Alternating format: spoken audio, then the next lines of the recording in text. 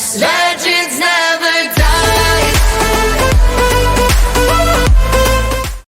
Hello, welcome to another video, and today we're going to be going over my USMNT squad for the January World Cup qualifying window. So, let's begin.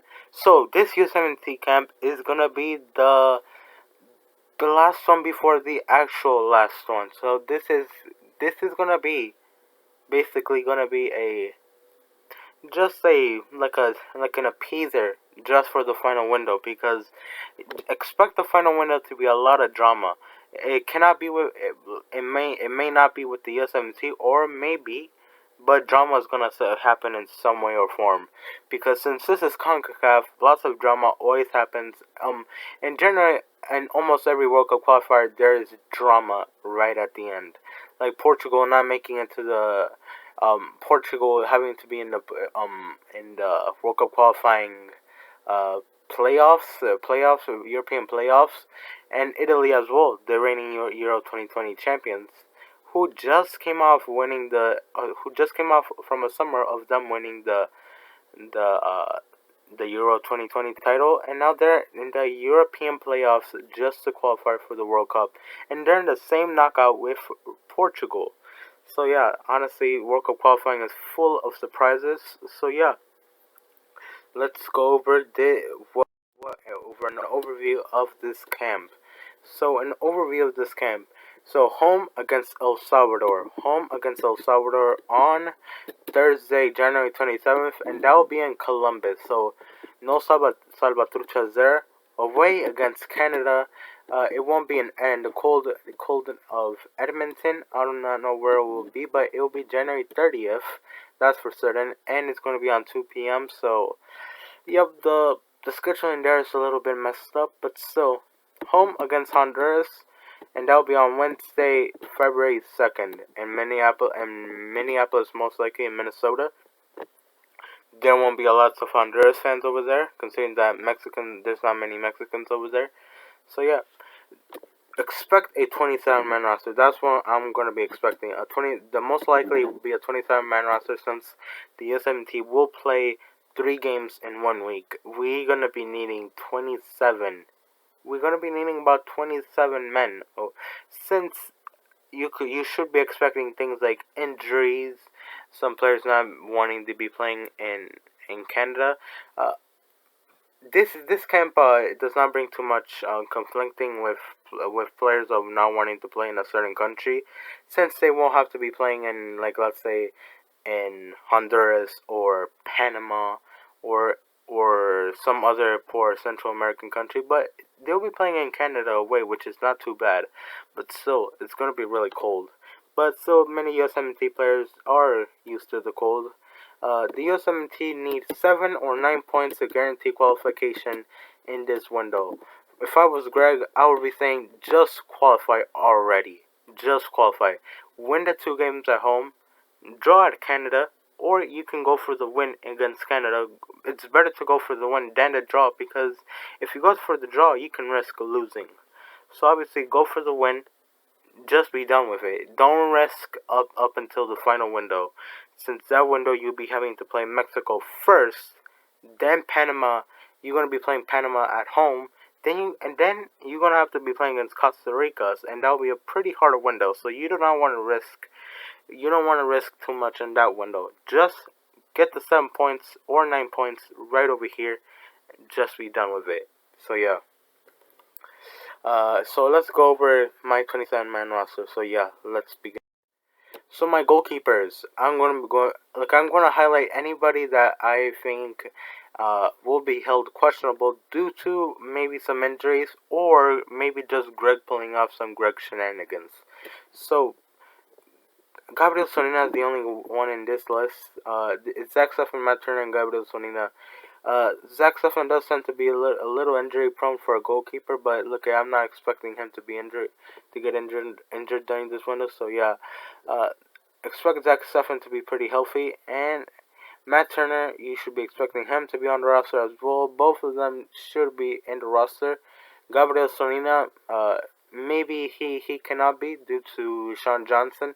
Look at the third goalkeeper is not too it's not an issue with me. Uh, Look, I think for the 3 games over here, we should be starting Zach Steffen. If we put on some, if we started doing that goalkeeper competition between Zach Steffen and Matt Turner in this window can go pretty wrong for us really quickly. So maybe just do it for the last camp. So yeah, and Gabriel Salinas as well getting interest from many European clubs, which is nice to see. So yeah, uh, now let's go to center backs. Miles Robinson, John Brooks, Chris Richards, Walker Zimmerman, and Cameron Carter-Vickers. This is a very strong center back group that I put up over here. I do not know what Greg can put over here. I can just put. But guys, I hold questionable is John Brooks and Cameron Carter-Vickers. That's about it. Who should be starting for the games? I think for Canada specifically, we need to be starting Miles Robinson and Chris Richards. Looking for a team that is has a nice attack like Canada. Alphonso Davies is pretty questionable, but still, Canada Canada still have players like Kyle Larin and Jonathan David that can hurt you, and Tajon Buchanan. So those are still three amazing offensive talents that Canada have. And let's say if Alphonso Davies can play for the match, uh, still, Canada will just get more dangerous. So yeah, a lot more dangerous to be specific. So I believe we need to be starting Miles Robinson and Chris Richards. Walker Zimmerman can start either for the El Salvador game or the Honduras game. It won't matter since we are expected to win those games. We should be able to win those games, especially since they are at home. The two guys questionable for me is John Brooks and Cameron Carter-Vickers.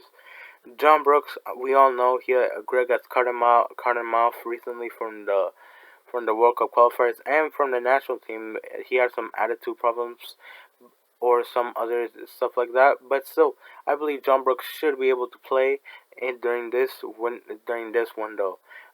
John Brooks has gotten somewhat back in form with Wolfsburg recently, but he should obviously still try to put himself more and more there, get himself more into form. So yeah.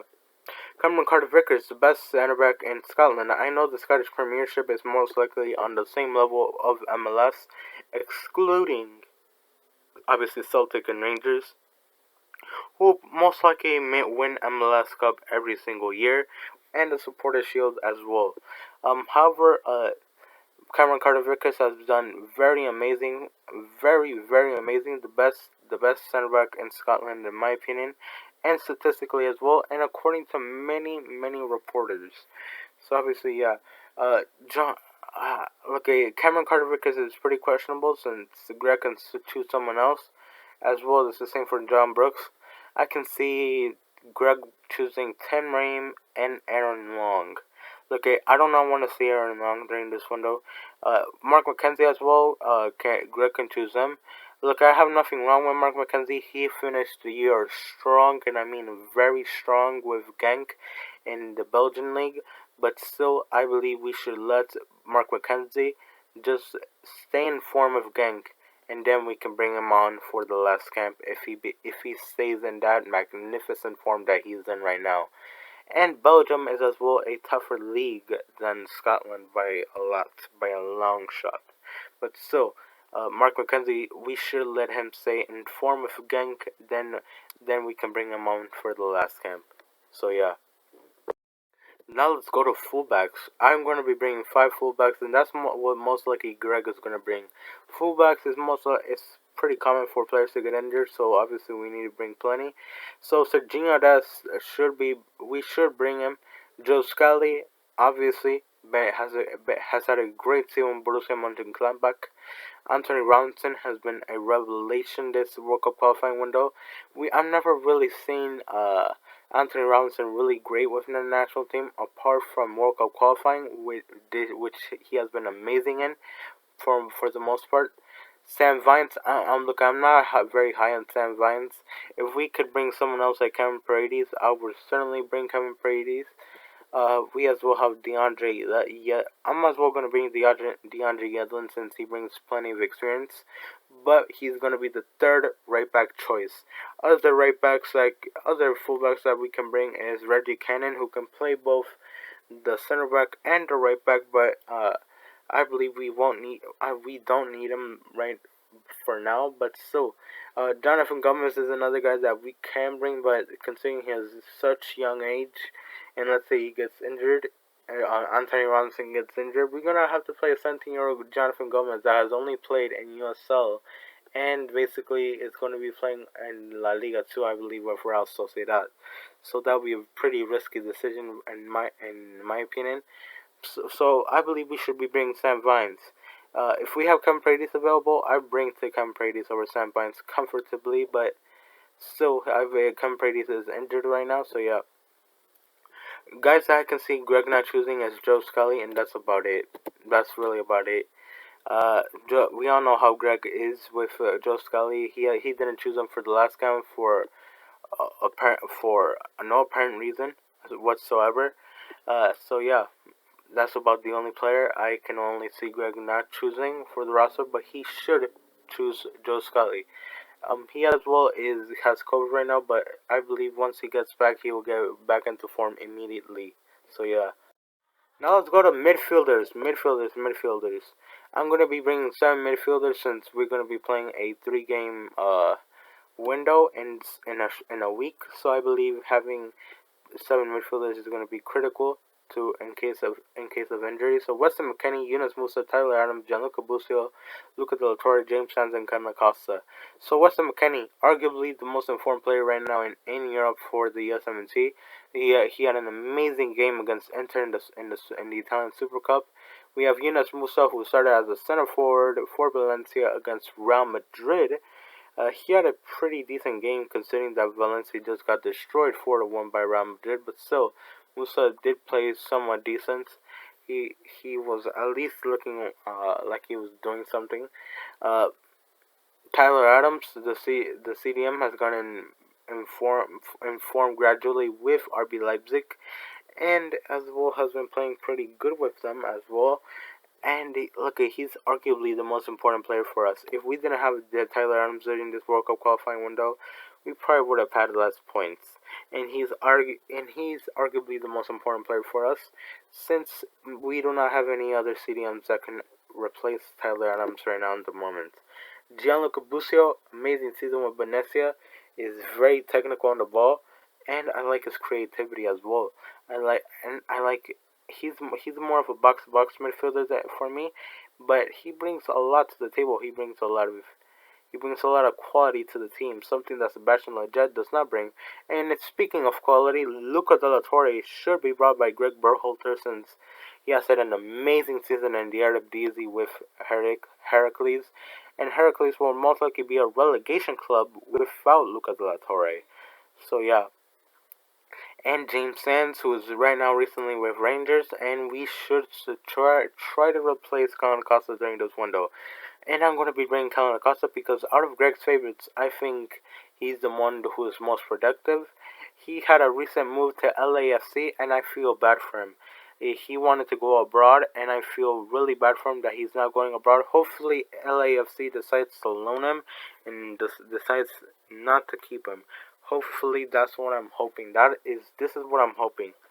Uh, that is what I'm hoping for this January transfer window.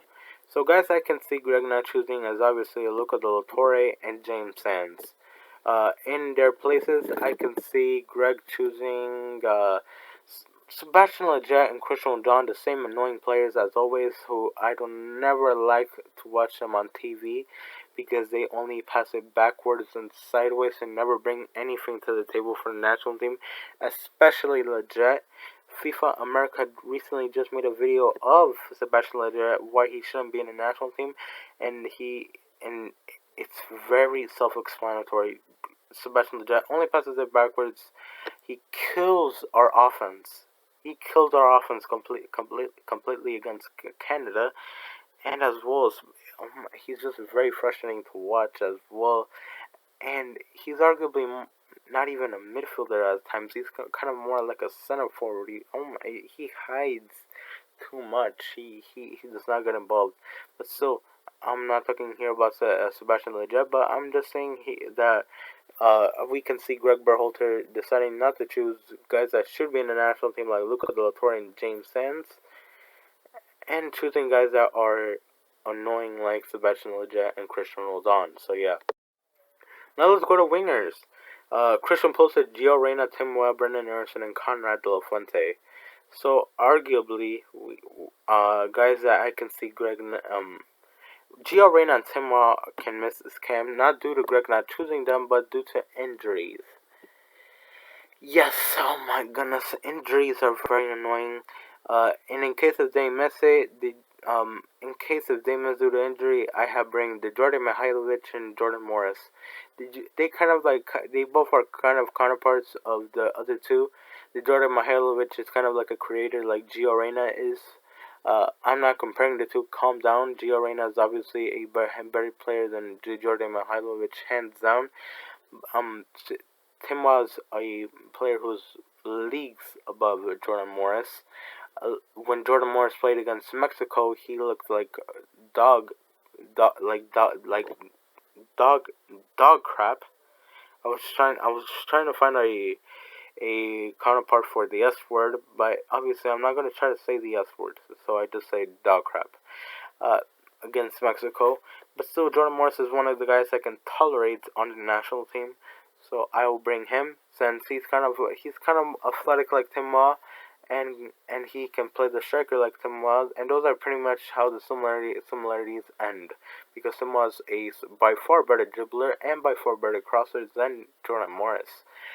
Brendan Erickson is another guy that I would like to bring. I know he has been on break so far, but hopefully RB Salzburg release him early for the camp, so Greg can absolutely remember why he always chooses Brendan Erickson.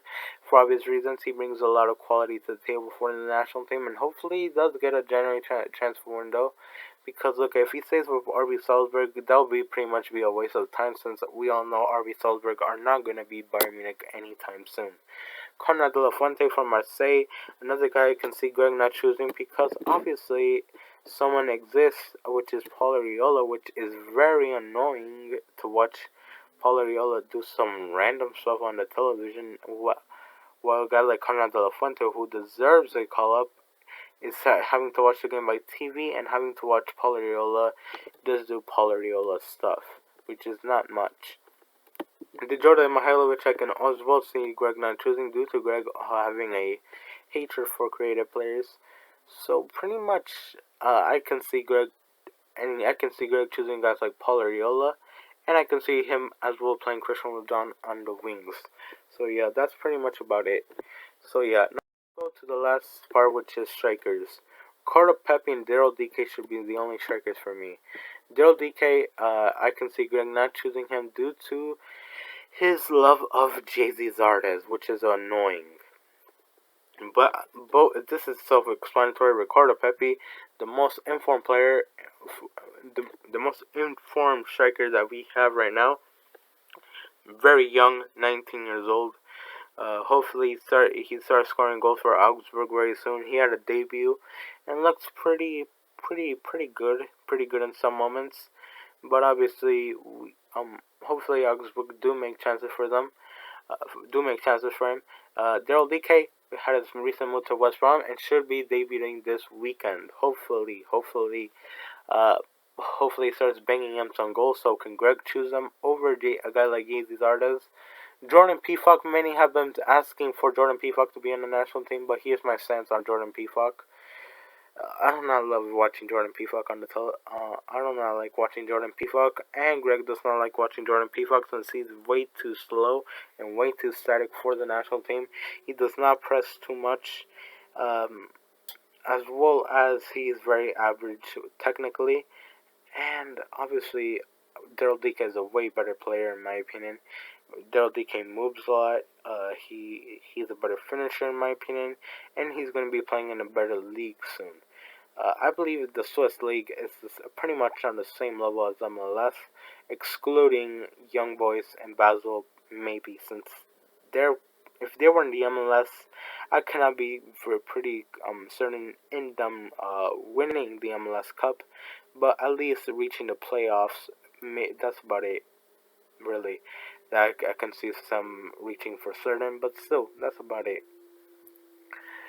Who else can play a striker for Jesus Ferreira? He's just signed a designated player contract with FC Dallas, and hopefully that does not mean he will waste his entire career in MLS and becomes an MLS lifer like the other guys. Hopefully, it doesn't mean that, but that's what most likely is going to be happening because obviously he's not going to get a move to Europe anytime soon. So yeah, let's just finish this video off by. Thank you guys for watching. We'll see you guys in the next video. Bye bye.